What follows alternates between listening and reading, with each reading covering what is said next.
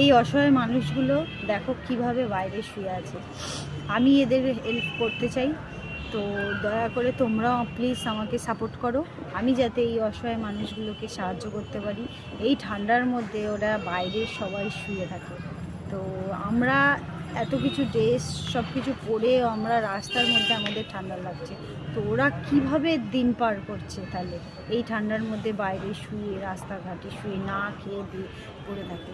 তো প্লিজ বন্ধুরা, আমি এদেরকে সাহায্য করতে চাই, তোমরা আমাকে সাপোর্ট করো যাতে আমি তোমাদের সাপোর্টে এদেরকে সাপোর্ট করতে পারি।